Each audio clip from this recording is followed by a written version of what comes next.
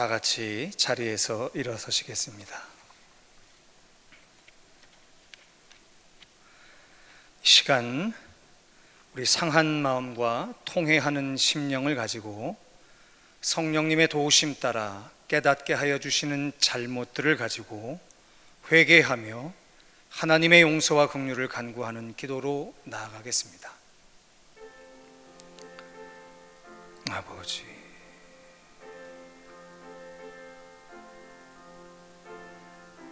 하나님이 사랑하시는 거룩한 교회와 귀한 인생들이 모여 시대를 물어나고 상황을 물어나고 주 앞에 예배하러 모였습니다. 이 시간 하나님과 우리 사이를 내는 모든 죄악의 권세들을 맑게 십자가의 보혈의 피로 씻어 주시옵소서. 아멘. 찬송가 252장으로 다 함께 참회 찬송 하나님 앞에 올리시겠습니다.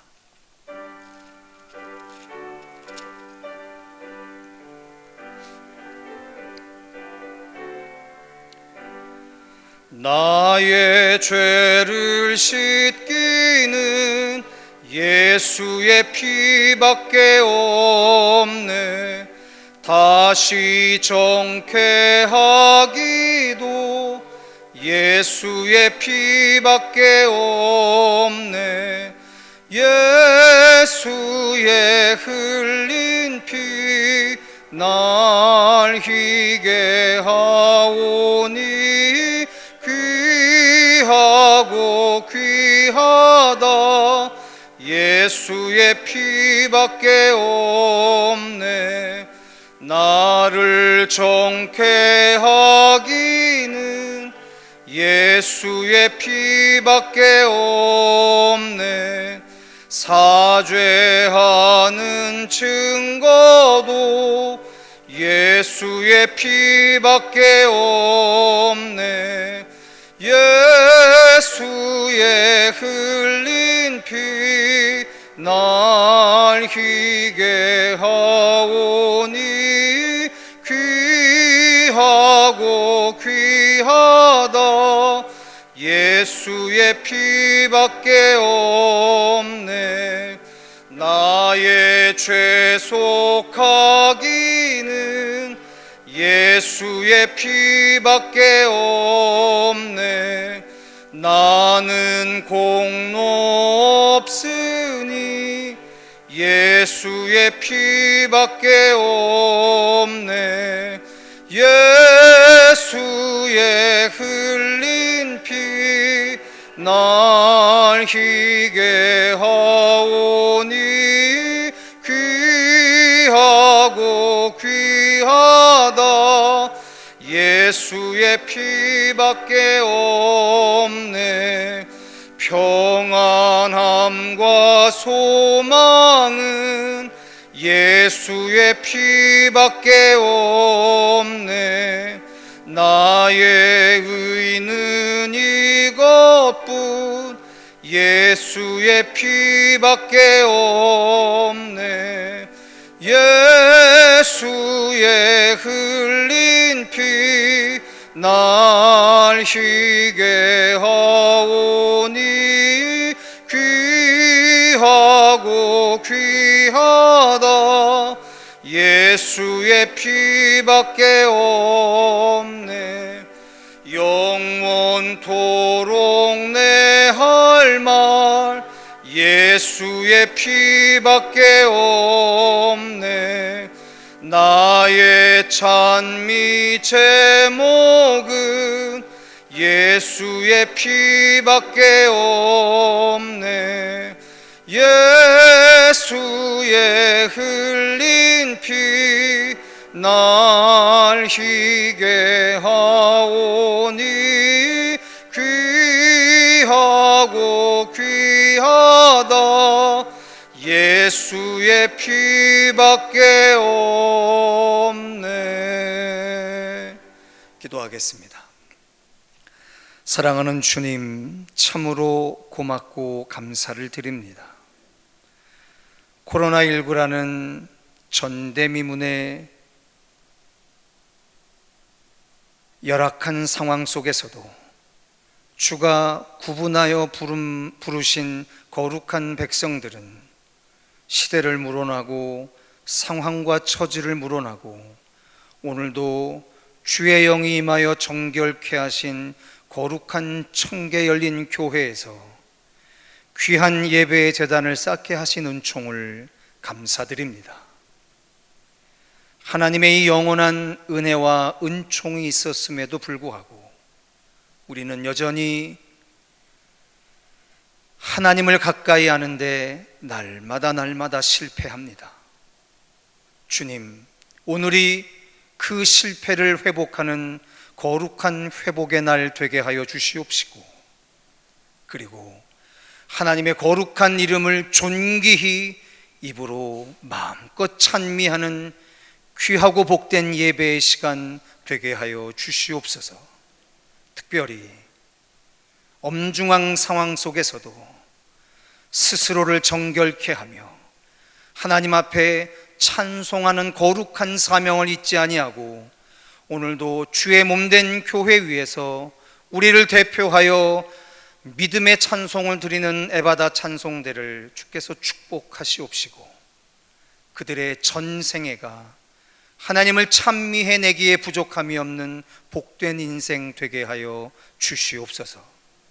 오늘도 이 모양 저 모양의 예배와 교회의 회무들을 돕는 손길들을 통하여 온전히 주님 앞에 드려지는 정결한 한 날이 되어지기를 원합니다. 특별히 주의 말씀을 들고선 부족한 이 종의 입술과 모든 판단들을 주님께서 주관하여 주셔서 오직 하나님의 신실한 마음을 전해내기에 부족함이 없도록 은총 베풀어 주시옵소서.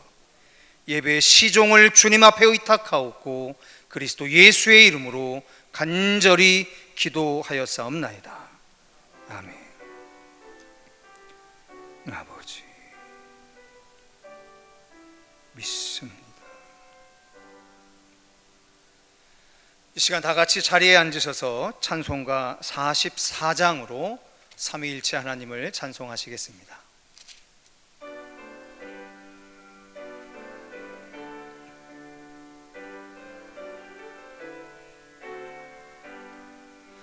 지난 이래 동안에 예수 인도했으니 주의 전에 모여서 감사 찬송합니다. 가장 복된 이 날은 하늘 안식표로다. 가장 복된 이 날은 하늘 안식표로다.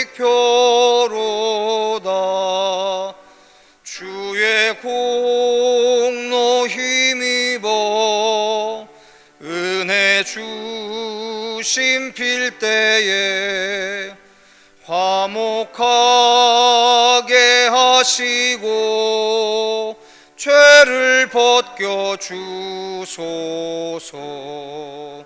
세상 걱정 버리고 은혜 받게 하소서.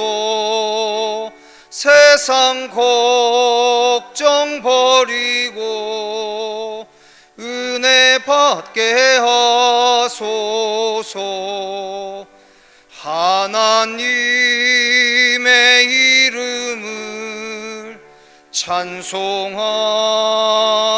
왔으니 모임 중에 계시고 영광 나타내소서. 기쁜 하늘 잔치에 참여하게 하소서. 기쁜 하늘 잔치에 참여하게 하소서. 주의 기쁜 복음을 모두 듣게 하시고 주의 은혜 베풀어 위로하여 주소서. 주님 오실 때까지 이 날 지키리로다. 주님 오실 때까지 이 날 지키리로다.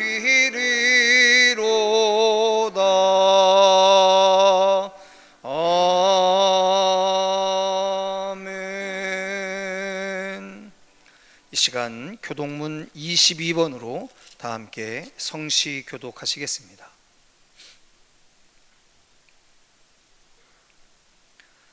악을 행하는 자들 때문에 불평하지 말며 불의를 행하는 자들을 시기하지 말지어다.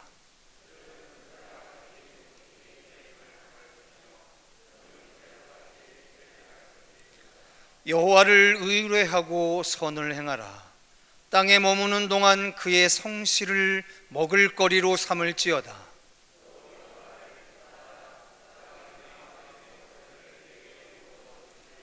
내 길을 여호와께 맡기라. 그를 의지하면 그가 이루시고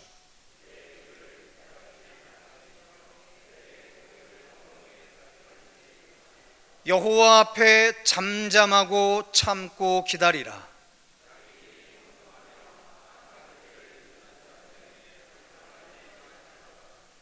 분을 그치고 노를 버리며 불평하지 말라. 오히려 악을 만들 뿐이라. 아멘. 사도신경으로 신앙 고백하시겠습니다. 나는 전능하신 아버지 하나님 천지의 창조주를 믿습니다. 나는 그의 유일하신 아들 우리 주 예수 그리스도를 믿습니다. 그는 성령으로 잉태되어 동정녀 마리아에게서 나시고 본디오 빌라도에게 고난을 받아 십자가에 못 박혀 죽으시고 장사된 지 사흘 만에 죽은 자 가운데서 다시 살아나셨으며 하늘에 오르시어 전능하신 아버지 하나님 우편에 앉아 계시다가 거기로부터 살아있는 자와 죽은 자를 심판하러 오십니다. 나는 성령을 믿으며 거룩한 공교회와 성도의 교제와 죄를 용서받는 것과 몸의 부활과 영생을 믿습니다. 아멘.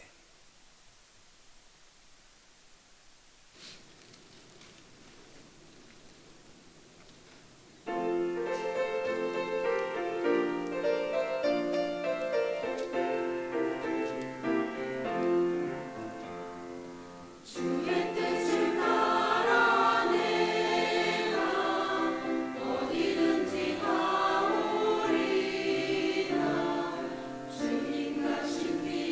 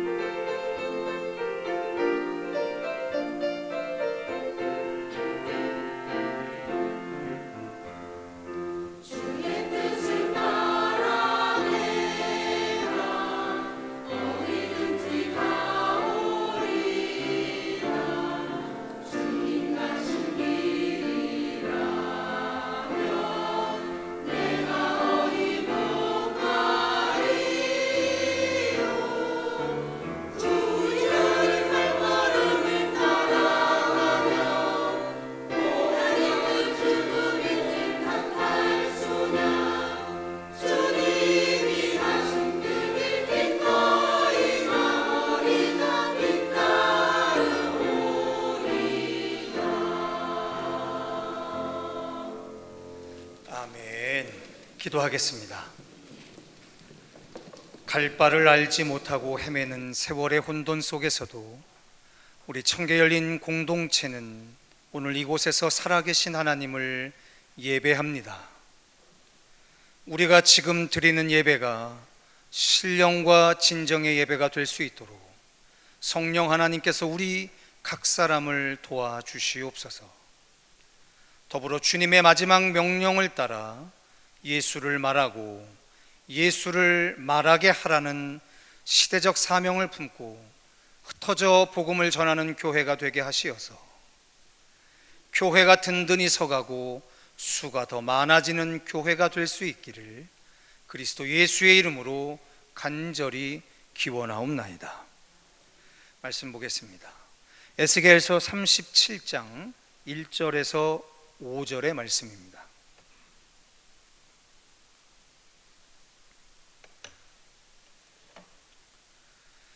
소지하신 성경과 앞에 화면을 참조하셔서 에스겔서 37장 1절에서 5절의 말씀을 한 절씩 교독한 후에 마지막 끝절 5절은 합독하여 봉독하겠습니다. 여호와께서 권능으로 내게 임재하시고 그의 영으로 나를 데리고 가서 골짜기 가운데 두셨는데 거기 뼈가 가득하더라.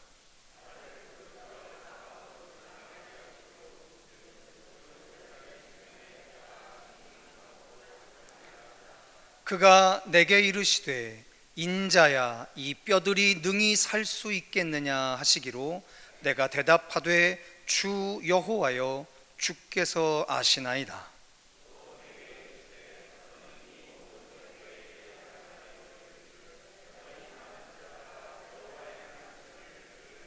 함께 하겠습니다. 주 여호와께서 이 뼈들에게 이같이 말씀하시기를 내가 생기를 너희에게 들어가게 하리니 너희가 살아나리라. 아멘.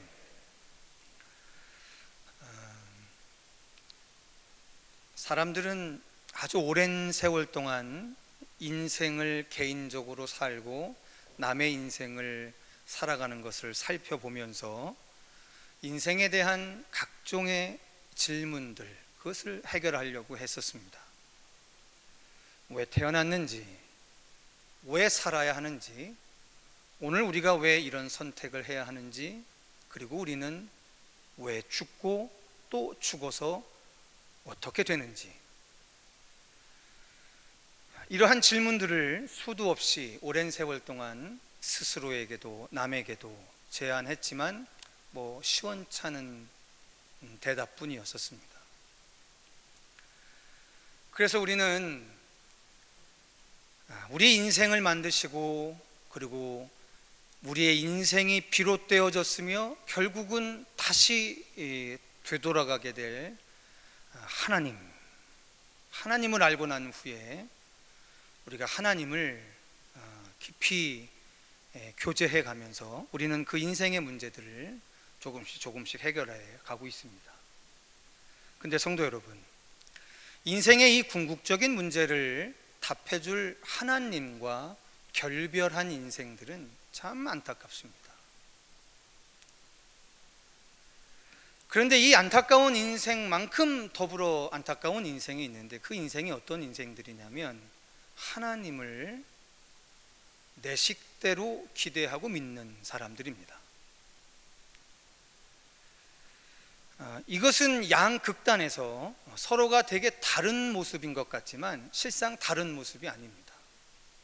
하나님을 부정하는 것은 하나님을 자기 식대로 믿는 것과 별반 다른 차이가 없습니다.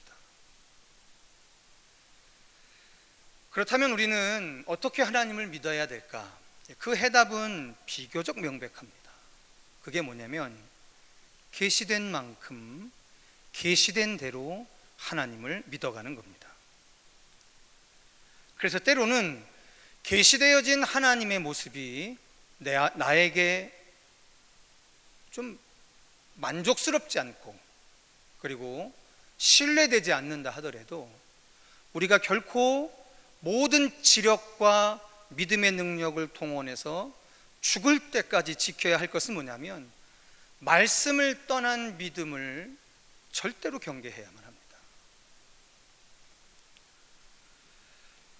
그것을 우리에게 가장 극적으로 가르쳐 주신 분이 예수 그리스도시고, 그리고 그 예수 그리스도 이전에 바로 에스겔이라고 하는 선지자를 위시로 한 12명의 소예언자들을 통해서 성경은 우리에게 지금도 말씀해 주고 계십니다. 사랑하는 성도 여러분, 지금으로부터 2700년 전의 일입니다. 대한민국 사람들은 지금으로부터 2700년이라고 하는 세월을 대부분 헤아리지 못합니다. 왜냐하면 우리 역사에서 고작해 2700년 전에 대해서 배운 것은 청동기 시대가 어떠느니 철기 시대가 어떠느니 그런 정도만 배웠기 때문에요. 2700년 전에 사람들이 이렇게 문명화된 사고를 가지고 보이지 않는 신에 대한 존재를 지극히 이성적으로 변론해 낼 수 있었다, 이렇게 생각하기 참 어렵습니다. 그런데 오늘 우리에게 정확하게 전해진 에스겔서는 지금으로부터 2700년 전, 우리가 돌도끼나 들고 돌로 된 낫을 들고 그저 수렵이나 하고 동물이나 잡아먹던 그 시대에 얼마나 우리 인생의 근간이시고 근본이시고 그리고 회기점인 하나님에 대해서 깊이 성찰하고 경험했는지에 대해서 알려주고 있는 거죠. 이 에스겔이라고 하는 선지자는 유다 왕국의 마지막 시기와 더불어 활동한 예언자입니다.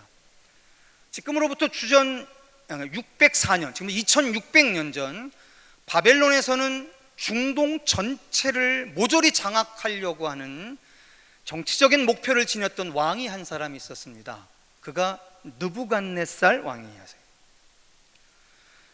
이러한 위협이 현실적으로 닥쳐오자 예루살렘에 있는 집권층은 자기가 바벨론에게 대항할 능력은 없고, 그래서 힘은 없지만 바벨론의 확장을 기뻐하지 않았던 저 남쪽에 있었던 애굽이락, 지금 이집트라고 하는 나라와 연합해서 이 난관을 극복하려고 했던 겁니다. 근데 이 정보를 얻었던 느부갓네살 왕이 597년, 주전 597년에 정말 불꽃같이 달려와서 예루살렘을 포위하게 되고, 그리고 잘 아시는 것처럼 그 시대의 왕이었었던 여호와킨, 왕이 된 지 3개월밖에 안 되는 그 여호와킨을 내쫓고 그의 조카인 시드기야 왕을 대신 로봇처럼 세워놓고 왕족과 수많은 사람들을 바벨론으로 끌고 갑니다. 즉 포로돼서 바벨론으로 끌려간 사람들 중에 바벨론에 흐르고 있었던 그발 강가에서 어느 날 하나님께서 바벨론의 포로로 잡혀온 에스겔을 선지자로 부르는 거죠. 그리고 예루살렘이 완전히 멸망하는 576년에 이르기까지 에스겔을 통해서 하나님이 명령하십니다. 이스라엘은 망할 거라고, 이스라엘은 멸망할 거라고, 그것을 예언하라고 명령하세요. 개인적으로는 참 어려운 사명이었지만 에스겔은 하나님의 영으로 이끌림 받아서 그 사명을 감당했었습니다. 그리고 예루살렘이 돌 위에 돌 하나도 제대로 남지 않고 완전히 무너졌다라고 하는 소식을 듣고 난 이후에 하나님은 에스겔에게 전혀 다른 사명을 부여하세요. 그게 뭐냐면, 이제부터는 내가 이스라엘과 예루살렘을 회복시킬 거다라고 하는 말을 바벨론에 끌려온 포로들 이스라엘 사람들에게 해라, 이렇게 명령을 바꿔버리시는 거죠. 성도 여러분, 그때 이 예언을 할 그때에 바벨론에 끌려온 이스라엘 사람들의 그 형편을 에스겔서는 뭐라고 정리해 주냐면 마른 뼈와 같았다라고 이야기를 합니다. 마른 뼈와 같았다. 여러분 아시겠지만 이 마른 뼈라는 것은요, 이미 죽은 지 한참 돼서요, 그 뼈에 있는 수분도 다 빠져서요, 더 이상 생명을 소망할 수 없는 상태를 가장 극적으로 설명해 주고 있는 겁니다. 이와 같이 에스겔이 살았던 이 시대의 절망은 오늘 우리의 삶 안에서도 간혹 나타나기도 합니다. 혹시 우리 성도들께서는 하나님께서 무능하시다라고 생각해 보신 적이 없으신지요? 하나님께서 진정 살아계신다면, 우리가 믿는 것처럼 전지전능한 분이시라고 한다면 도대체 왜 내가 고통당하는 것을 내버려 두시기만 할까? 이것은 성경에 아주 오래된 가장 큰 주제인 하나님의 침묵이라고 하는 이야기이고, 바로 좀 어렵게 이야기하자면 신정론에 대한 이야기입니다. 도대체 하나님은 왜 불러서 거룩하게 하신 하나님의 백성의 고통을 이다지도 외면하고 계시는 걸까? 저도 고등학교 때 이 소설을 읽고 참 밤을 새서 그 감동에 젖었던 기억이 있는데, 엔도 슈샤쿠의 침묵이라고 하는 소설이 있습니다. 17세기 일본의 천주교 선교사 2명이 들어왔죠. 천주교 신부 2명이 들어와서 선교를 하다가 붙잡히게 됩니다. 그런데 그때 그들의 초기 선교에 이끌려서 교인이 됐던 일본인들과 일본 관청에 붙잡히게 되고, 동료였던 한 신부가 참수를 당하고 자기가 세례줬던 성도들이 화형을 당하고 찢김을 당해서 죽는 모습을 보면서 이 로드리게 신부가 신앙을 끝까지 지켰던 거죠. 그러다가 이게 도저히 고문을 해도 로드리고 신부가 배반을 안 하니까, 예수를 배반을 안 하니까 결국엔 나중에 이런 제안을 합니다. 그러면 예수님의 성화를 하나 땅바닥에 넣을 테니까 이걸 밟고 가라. 이거 밟고 가면서 예수를 부정해라. 그럼 살려주겠다. 그러면서 그 로드리고 신부의 그 동료 신부의 죽음, 또 성도들의 죽음, 이런 것들을 너무 고통스럽게 보고 있었던 그 로드리고 신부는 결국은 배교를 합니다. 그리고 한참을 하나님 앞에 웁니다. 왜 하나님 침묵하시냐? 제가 몇 번 말씀드린 적이 있었지만 2차 세계대전 때 유대인 학살이 있었을 때요, 아우슈비츠 그 독가스실에 지금도 남아있다고, 저도 한번 가보고 싶은데요, 눈으로 확인한 바가 아니라서, 거기에 발개 벗긴 채 독가스에 죽어가던 한 여인이 손톱이 다 닳도록 벽에다가 쓴 글이 있다지 않습니까? 남아있다지 않습니까? 그 글이 뭐냐면, 하나님 지금 어디에 계십니까? 성도 여러분, 분명한 신앙의 역사를 부정하시면 안 됩니다. 예수 믿고 야훼 하나님을 믿는 것을 무슨 무당 굿하는 것처럼, 그렇게 내가 원하는 대로 하나님이 움직이고 내가 원하는 시간대에 하나님이 일하시는 거, 이 정도로 하나님을 믿고 간다면 여러분 정말로 실수하는 겁니다. 그건 신앙 아니에요. 그건 교묘한 인본주의에 지나지 않습니다. 하루라도 빨리 내 고통이 멈추면 좋겠지요. 근데 그게 여러분들의 소망대로 이루어진다면 하나님 뭐 필요 있습니까? 그분과의 관계가 진정 인격적인 겁니까?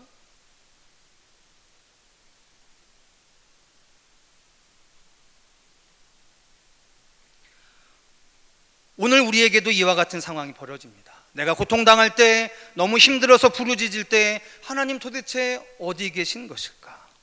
하나님께서는 대체로 무엇을 하고 계신 걸까? 지금 당하고 있는 고통보다 오히려 하나님의 침묵이 더 힘들게 느껴질 때가 우리에게도 있습니다. 이럴 때 우리는 한없는 절망의 구렁에 빠져서 도저히 회복될 수 없는 지경에 이르기도 하지요. 육체적인 죽음뿐 아니라 정신적으로 영적으로 고갈돼서 그 어떤 희망도 없어 보이고 그 어떤 생명의 기운도 찾아볼 수 없는 그야말로 마른 뼈와 같은 상황에 우리는 빠지게 될 때가 있다는 겁니다. 자, 이러한 배경을 바탕으로 오늘 말씀이 이렇게 이야기합니다. 다 같이 1절의 말씀을 다시 한번 읽어보시겠습니다. 1절입니다. 시작. 여호와께서 권능으로 내게 임재하시고 그의 영으로 나를 데리고 가서 골짜기 가운데 두셨는데 거기 뼈가 그렇습니다. 하나님의 영이 에스겔 선지자를 인도해서 죽은 사람의 뼈가 가득한 골짜기로 데리고 가셨어요. 근데 에스겔이 그 뼈의 상태를 봤더니 정말로 바짝 메말라 있었습니다. 죽은 지 아주 오래된 사람의 뼈지요. 죽은 지 오래됐으니 생명에 대한 어떠한 소망도 없는 상태입니다. 포로로 끌려간 이스라엘 백성들의 상태를 보여줬던 거지요. 살아도 살아있는 것 같지 않고 죽어서 살은 다 썩고 뼈만 남은 것과 같은 형편이 오늘 포로로 끌려간 이스라엘 백성들의 형편이었습니다. 그런데 하나님께서 에스겔에게 아주 마른 뼈를 보여주면서 물으세요. 에스겔에게 뭐라고 물으시냐면 인자야 이 뼈들이 능히 살 수 있겠느냐라고 물으십니다. 그러면 상식적인 대답으로는 우린 이렇게 대답해야죠. 그럴 리가 있습니까? 어떻게 마른 뼈가 살아납니까? 죽은 지 오래돼서 바짝 말라있는 뼈가 어떻게 살아난단 말입니까? 그걸 질문이라고 하십니까? 마른 뼈가 되기 전에 물으셨어야지요. 이렇게 답하는 게 맞죠. 근데 에스겔이 답합니다. 주께서 아시나이다. 주께서 아시나이다. 이 대답 안에는 하나님의 권능에 에스겔이 모든 것을 맡기고 있다라고 하는 것을 보여줘요. 즉 하나님께서 원하시면 당연히 하실 수 있고 원하지 아니하시면 안 될 이름을 알기 때문에 에스겔은 하나님만이 하신다라고 답변을 했던 겁니다. 성도 여러분, 우리가 죽느냐 사느냐 하는 것은 철저하게 생명의 근원이신 하나님에게 달려있는 거예요. 생명의 주인이신 하나님이 작정하시면 오늘 밤이라도 우리의 생명은 거두어져 갈 수 있는 거고요. 그 하나님이 작정하시면 얼마든지 죽은 자를 다시 살리실 수도 있는 거죠. 지난 2주간에 걸쳐서 우리 교인들이 우리 이지영 집사님, 윤순길 안수 집사님, 우리 김호복 집사님을 위해서 금식하면서 기도해 주셨습니다. 우리의 금식이 그분들을 살릴 거라고 하는 100%의 확신을 가지고 한 게 아니라 우리가 금식하면서 하나님의 긍휼에 대해서 우리가 깊이 한 마음이 된 것 아니겠습니까? 자, 감사한 건 우리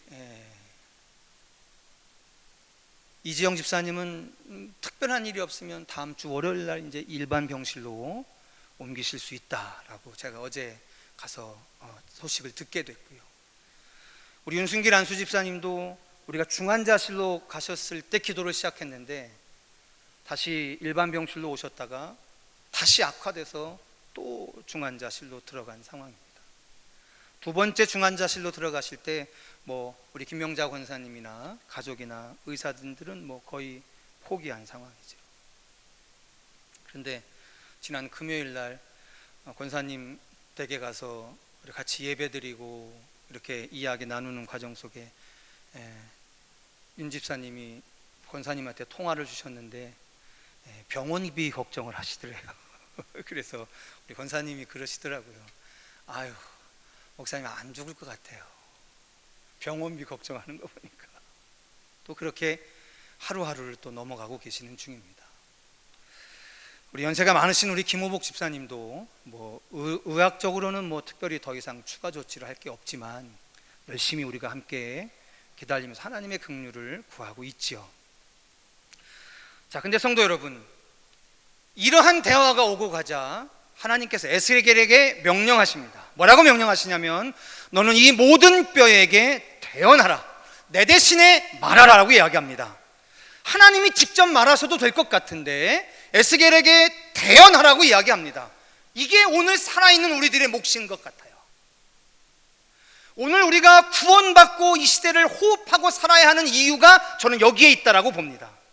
우리는 간혹 그런 얘기합니다. 하나님이 다 하실 일인데 우리가 뭐 할 일이 있냐고. 아니요.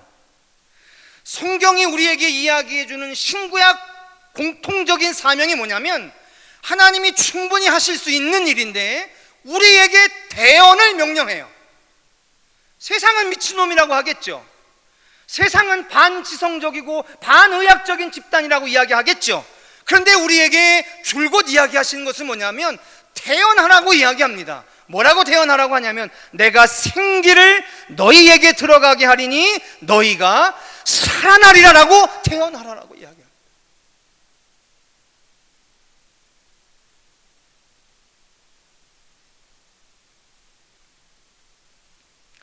그러면서 오늘 본문에 읽진 않았지만 같은 문단 안에 있는 13절과 14절에 하나님이 그토록 미워서 바벨론의 포로를 만들었던 이스라엘을 왜 회복시키시려고 하는지 이유를 말씀하세요. 그리고 여러분 이 말씀을 잘 기억하셔요. 다 같이 13절과 14절의 말씀을 함께 읽어보시도록 하겠습니다. 에스겔서 37장 13절과 14절입니다. 같이 읽겠습니다. 시작. 내가 너희 무덤을 열고 너희로 거기에서 나오게 한즉 너희는 내가 여호와인 줄을 알리라. 내가 또 내 영을 너희 속에 두어 너희가 살아나게 하고 내가 또 너희를 너희 고국 땅에 두리니 나 여호와가 이 일을 말하고 이룬 줄을 너희가 알리라. 여호와의 말씀이니라. 할렐루야. 자, 성도 여러분, 하나님이 하나님의 백성, 그것도 하나님이 싫다고 돌이킨 백성, 심지어 선지자를 보내서 40년 동안 돌이켜라 돌이켜라 제발 돌이켜라 경고해 주셨던 그 백성이 도저히 회복의 기운이 없자 하나님이 세상의 막대기와 작대기를 들어서 심판하신 거잖아요. 그리고는 하나님의 때가 되자, 심판의 때가 아닌 회복의 때가 되자 하나님 지금 뭐라고 이야기하시는 거냐면 내가 너희들을 회복시킬 건데 내가 너희들을 다시 잃었던 고국의 땅으로 돌아가게 할 텐데 그 이유가 뭐냐면 내가 너희들의 야훼 하나님인 줄을 알게 하겠다라고 하는 거예요. 저는 이게 너무 싫었어요. 저는 이 하나님의 성품이 정말 싫었어요. 내가 내 식대로 믿고 있었던 하나님이라고 한다면, 내가 내 식대로 기대하고 있었던 하나님이라고 한다면 자기 자식을 바벨론에 끌려가는 일을 하지 마셔야 될 거 아니에요? 하나님을 떠나는 그 패역한 세월을 잊지 말게 하셔야 될 거 아니에요?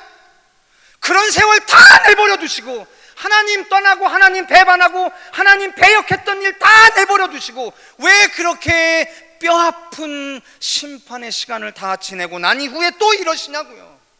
왜?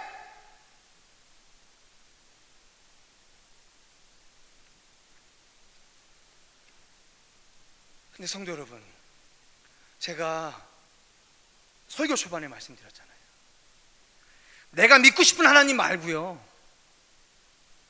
내 기대를 갖고서 보는 하나님 말고요, 우리에게 엄연히 말씀 가운데 역사 가운데 계시해 줬던 그 하나님의 성품을 놓고 보면 그때부터 생각이 좀 달라지기 시작했습니다. 뭐냐면, 그렇죠, 성도 여러분, 우리가 희망할 수 있는 존재 같으시죠?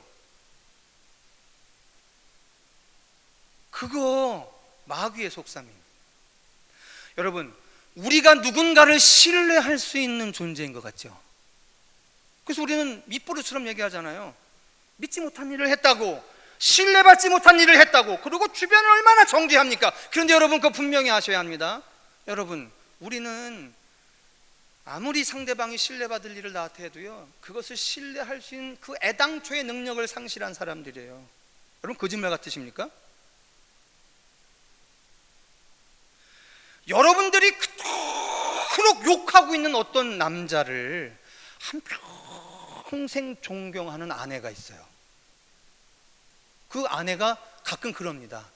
에이, 우리 남편이 성격이 참 좀 괴팍해서 남들 상처 주고 그러는데 속마음은 그렇지 않아요. 여러분, 아내들이 이런 말 얼마나 많이 한 줄 압니까?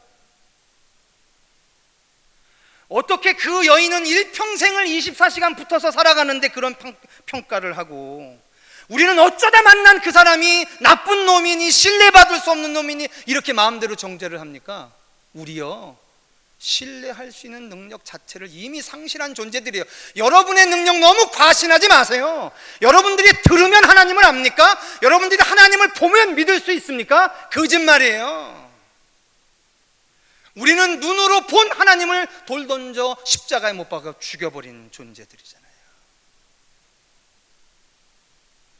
여러분이 여러분을 어떻게 신뢰하고 그런 얘기를 합니까? 함부로.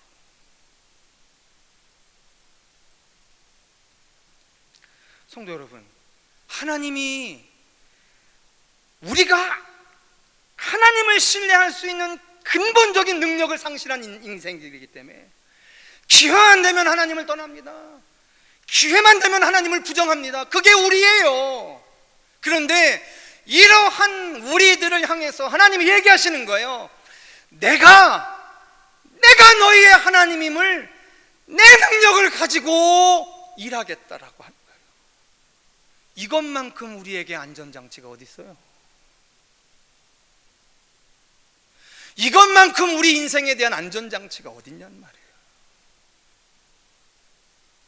여러분, 이게 우리를 부르신 하나님입니다.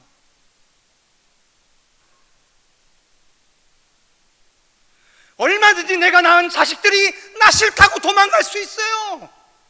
어디 거기뿐입니까? 싫다고 떠나는 정도입니까? 손가락질하고 욕할 수 있어요. 해준 게 뭐가 있냐고. 그런 우리들을 향해서 하나님이 이스라엘 역사 가운데 우리에게 엄연히 남겨놓으신 안전장치가 있단 말입니다. 그게 뭐냐면, 너희들의 죄악으로 나를 떠난 그 시점에도 더 이상 너희들로 말미암아 내 옆으로 돌아올 수 있는 기회가 단 1도 사라진 그때에도 내가 부른 내 자식들을 버릴 수 없어서 내 영광으로 너희들을 다시 살릴 수 있겠다라고 하는 것을 역사 가운데 남겨주신 거 아닙니까?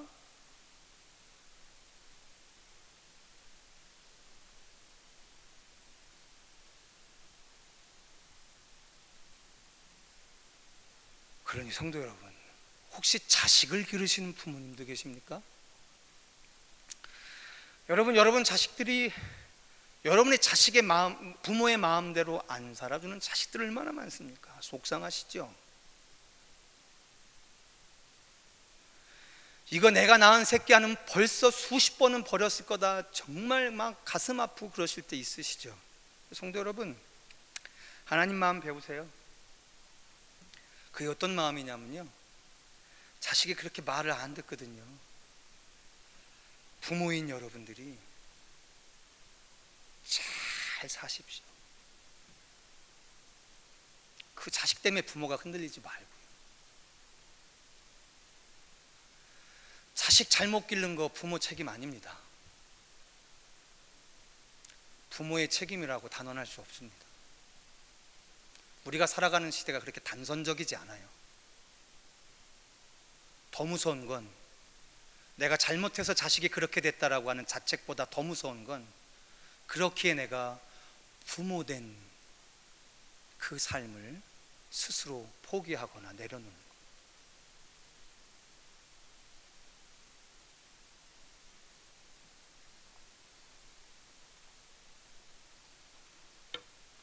여러분들과 말씀한 군데만 찾아보려고 해요. 그 마지막 37장 바로 앞에 36장입니다. 우리 화면 한번 띄워보실래요? 네.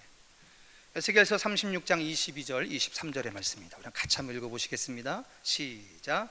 그러므로 너는 이스라엘 족속에게 이르기를, 주 여호와께서 이같이 말씀하시기를, 이스라엘 족속아, 내가 이렇게 행함은 너희를 위함이 아니요 너희가 들어간 그 여러 나라에서 더럽힌 나의 거룩한 이름을 위함이라. 여러 나라 가운데에서 더럽혀진 이름, 곧 너희가 그들 가운데에서 더럽힌 나의 큰 이름을 내가 거룩하게 할지라. 내가 그들의 눈앞에서 너희로 말미암아 나의 거룩함을 나타내리니 내가 여호와인 줄을 여러 나라 사람이 알리라. 주 여호와의 말씀이니라. 아멘. 우리 인생에 마지막 안전장치가 있습니다. 하나님은 당신의 영광을 위하여 당신이 일하시는 분이십니다. 우리의 희망의 능력이 멈춰질 수도 있어요.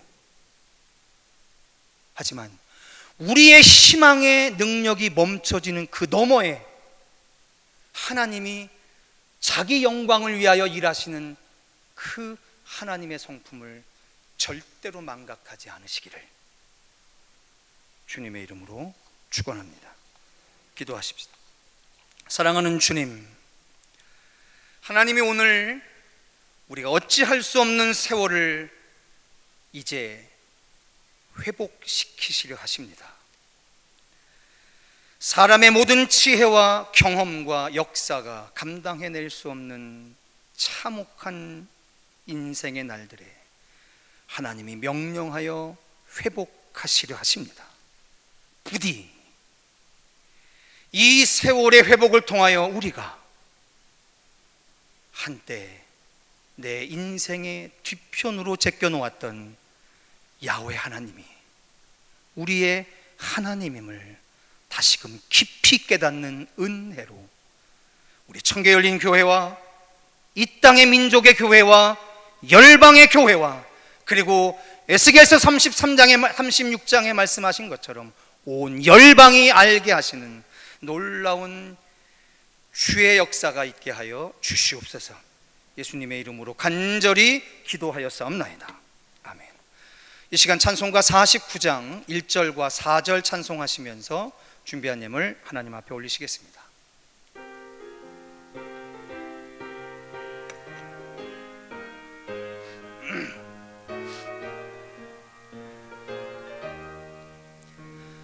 하나님이 언약하신 그대로 넘치도록 복을 내려주시고 마른 땅에 단비 내리시겠네. 11조 바칩니다. 기쁨으로 봉사하며 우리 가진 재물로 11조 바칩니다. 11조 바칩니다. 우리 하나님 내리시는 복 쌓을 곳이 없겠네. 하나님의 것을 모두 드리고 주님 주신 복을 감사하면서 호산나를 높이 주께 부르리. 11조 바칩니다. 기쁨으로 봉사하며 우리 가진 재물로 11조 바칩니다. 11조 바칩니다. 우리 하나님 쌓을 곳이 없겠네. 기도하겠습니다. 사랑하는 주님, 감사합니다. 오늘 주 앞에 찬양하여 드렸던 믿음의 고백처럼 우리의 전생애가 그 어떠함에도 불구하고 쌓을 곳이 없는 하나님의 복으로 풍성한 인생 되게 하실 것을 믿습니다. 이미 우리를 위하여 세상을 이기신 예수 그리스도를, 그 십자가를 믿는 믿음으로 오늘 우리를 짓누르려 하는 가난과 궁핍의 권세로부터 하나님의 영원한 형통과 풍요의 권능이 우리 일부 예배자의 모든 인생과 생업의 토의와 천대에 이르는 자녀들에 이르기까지 넘치도록 역사하여 주시옵소서. 예수 그리스도의 이름으로 간절히 기도하였사옵나이다. 할렐루야. 교회 소식 잠깐 전하겠습니다. 청계열린 전도대 팀장 모임이 10시 30분에 지하 소예배실에서 있습니다. 교육위원회 임시 모임이 2부 예배 직후에 4층 사랑호실에서 있습니다. 방역 조치 안내에 대해서 잠깐 말씀드리려 합니다. 이제까지 우리 교회가 잘 감당해 주셔서 너무너무 감사하고요. 하지만 우리 공동체도 이 문 앞까지 다가온 일에 대해서 잠깐 좀 설명을 드리려 합니다. 지난 주일날 교회 모임이 끝나고 그리고 바깥에서 모임이 있었던 우리 교회 한 성도가 한 2시간 정도, 3시간 정도의 모임을 갖고 이제 헤어졌는데 며칠 전에 이제 통보가 왔습니다. 뭐냐면 지난 주일날 우리 교회 성도가 예배가 끝나고 바깥에서 교제했던 그분이 교제했던 어떤 분이 코로나19 확진자라는 판정을 받아서 밀접 접촉자인 그 친구도 코로나 검사를 받게 됐고, 이제 다행히 음성 판정이 나왔는데 2주간 격리 조치가 나왔습니다. 그러다 보니까 주일 저녁에 그분과 2-3시간 교제했던 우리 교회 성도도 어쨌든 간에 영향이 있을 것 같아서 그걸 그 주일날 안 게 아니라 이제 며칠 전에 알아서, 그래서 어제 문의가 왔어요. 목사님 어떻게 해야겠습니까? 그래서 보건당국에서 밀접 접촉자로 격리시키진 않았지만 이제 음성 판정을 받은 그 친구가 보균 상태일 때 검사가 부정확할 수 있어서 2주간 자가격리 끝날 때 다시 검사를 해야 완전히 음성인지가 100% 판독이 되세요. 그래서 그때까지는 모르니까 지난 토요일 날은 안 되고 해서 돌아오는 월요일서부터 그 가족들 전체가 서울시에서 무료로 코로나19 검사를 해줘서 거기 가서 검사를 하기로 했습니다. 그래서 오늘은 교회에 참석을 안 했고요. 제가 이 말씀을 여러분들한테 공개해 드리는 이유가 뭐냐면 저희 교회가 최선을 다해서 방역하고 있습니다. 그리고 벌써 이 사태가 3개월 이상이 지나니까 사실은 저희도 많이 지치고, 그리고 우리 부목사님들은 일주일에 3번을 소독합니다. 수요 예배 전에, 금요 예배 전에, 주일 예배 전에, 토요일 날. 그러니까 지금 우리 부교육자들도 지금 피로도가 말씀이 아닙니다. 그래서 이게 벌써 100일이 지난 상황이라 지금 많이들 지쳐 있어서 잘못하면 경계를 소홀히 할 수 있는데 저희들이 그러지 않으려고 부단히 애쓰고 있습니다. 부탁드리는 것은 우리가 크게 두 부류의 시야를 생각을 해야 될 것 같아요. 근데 그 첫 번째가 뭐냐면, 성도들이니까 서로 말씀 안 나누지만 교인들 사이에서 걱정 끼쳐서는 안 됩니다.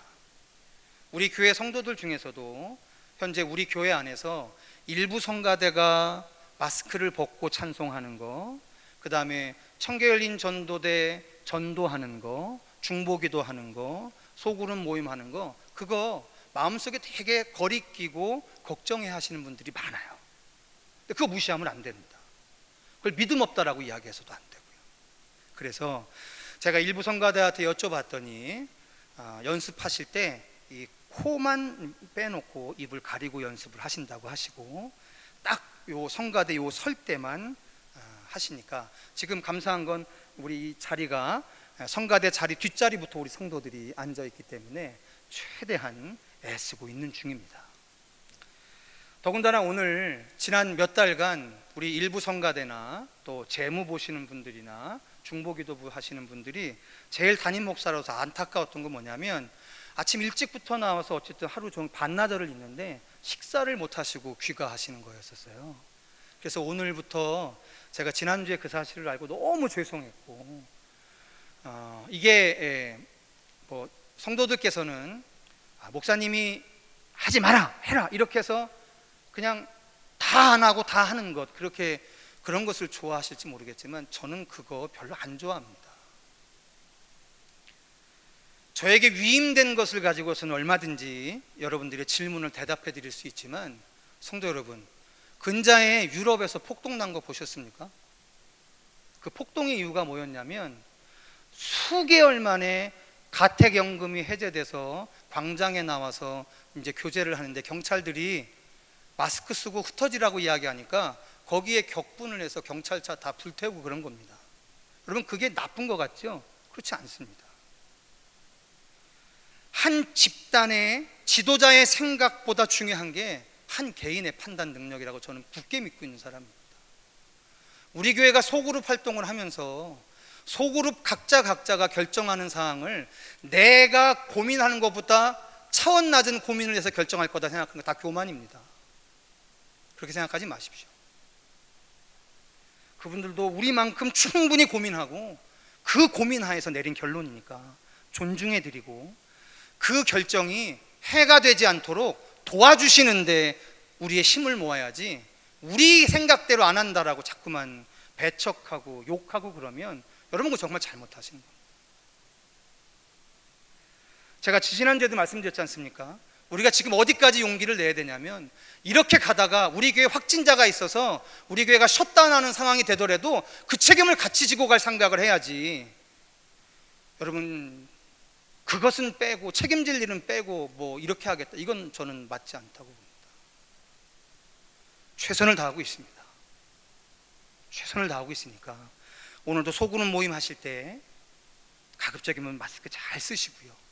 그리고 오늘 이제 식사도 이제 택배로 해서 이제 오는데요. 11시 반쯤에, 이제 11시 반에 이제 그 성가대도 성가대실에서 드시지 마시고 지금 식당에 다 딱지를 붙여놨습니다.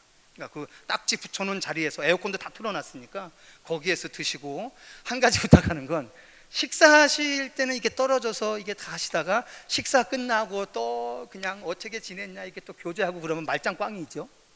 그러니까 드시기만 하시고 또 조용히 마스크 쓰시고 내려오셔서 또 해당 일을 감당해 주시면 너무 감사할 것 같습니다. 그래서 우리 성도들에게 우리가 정말 최선을 다하고 있다라고 하는 모습을 보여야 우리가 세상에 대해서도 안심하라라고 이야기할 수 있지 않겠습니까?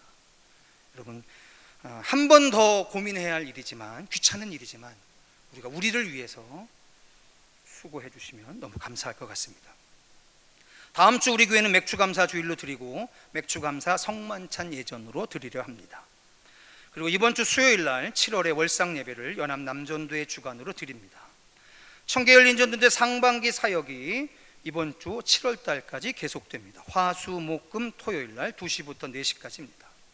청계열린전도대 2단 사이비 대처를 위한 두 번째 성경 공부, 제7일 안식교, 정확하게 교단 명칭으로는 제7일 안식교 재림 예수교회인가요? 예, 그거에 대해서 우리가 4주간에 걸쳐서 나누려고 합니다.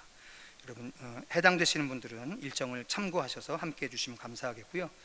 그리고 우리 원로 목사님께서 연세 80에 한국 수필가 협회에 공식으로 등단을 하셨습니다. 그래서 기사에도 나오고, 그래서 오늘 목사님이 당신이 등단 기념 글 게재된 한국 수필이죠, 목사님? 네, 그래서 필경대에 많이는 못 가져오고 비싸서 10권만 비치해 놨으니까 목사님 글을 그 문단 등단 기념글을 보시고 싶은 분들은 보시면 되겠고요. 우리 장로님들은 갖지 마십시오. 제가 장로님들은 다 별도로 빼놨으니까 우리 성도들께서 필요하신 분들은 보시고, 또 우리 저자가 계시니까 이 저자 사인도 받으시고 그러시면 좋을 것 같습니다. 자, 그리고 시간이 좀 지났지만 오늘이 아니고서는 말씀을 못 드려요. 우리 여러분 주보를 좀 참조하셔서 앞에 우리 2020년 상반기 결산한 보고표를 좀 봐주시면 좋겠습니다. 교단 법상, 우리 총회 법상 3개월에 한 번씩 정기 직원회를 해야 되는데, 이 코로나 사태 때문에 우리 교회 당회가 정기 직원회를 2번이나 수년을 했습니다. 그런데 이것은 어쨌든 간에 옳지 않아서 우리 당회가 최소한 재정이라도 조금 공개해 드리자라고 해서 어제 그 주보에다가 게재를 했습니다. 그래서 여러분들이 조금 보시기 편하게 2019년과 올해 2020년을 비교해서 했습니다. 그래서 위에 거는 2019년도 상반기, 즉 12월에서 5월까지의 결산이고, 밑에는 2019년 12월부터 20년 5월까지 6개월간의 상반기 기록표입니다. 근데 보시면 아시겠지만 11조나 건축원금은 이 와중에도 우리 성도들이 정말 애써주셔서 작년보다도 조금 늘었고요. 전체 금액은 약 800만 원 정도가 전체 금액에서 줄어들었습니다.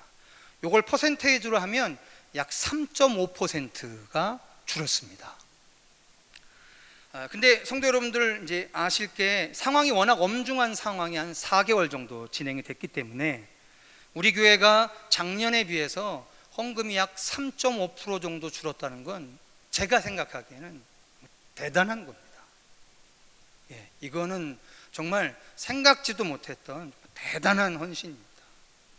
다만 12월 1, 2월이라고 하는 정상적인 기간이 포함된 거기 때문에 지금서부터 7월서부터 11월까지 남겨져 있는 6개월 동안 이렇게 될 보장은 전혀 없습니다.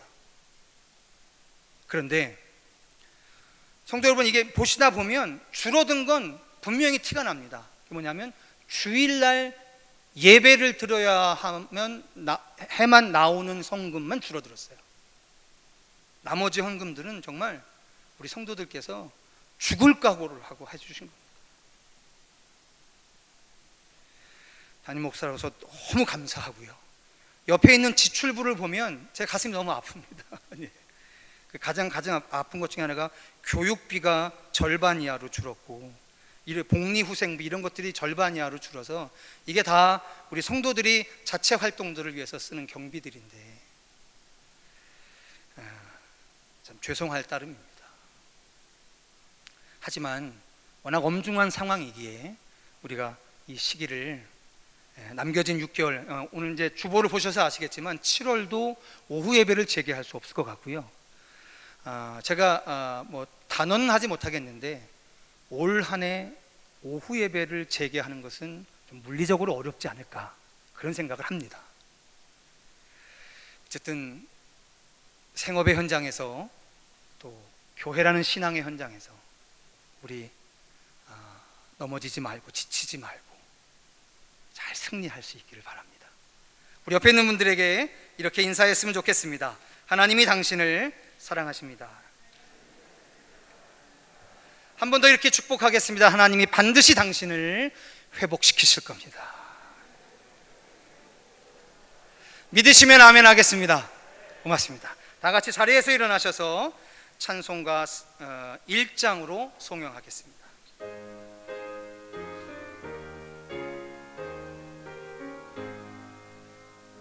만복의 근원 하나님, 온 백성 찬송 드리고 조천사여 찬송하세.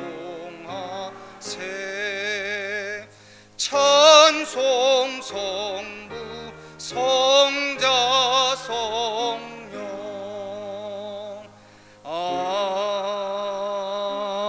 아멘.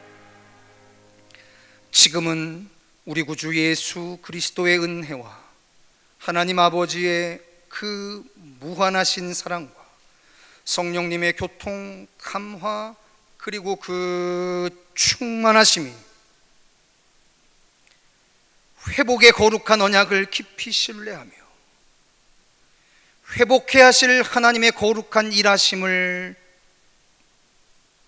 귀하게 믿음으로 오늘 거친 세상의 파고를 향해 믿음의 선한 발걸음을 내어딛는 우리 청계열린 교회 일부의 예배자 그 한 사람 한 사람 머리 위에 이제로부터 영원토록 함께하여 주시기를 간절히 축원하옵나이다. 믿습니다.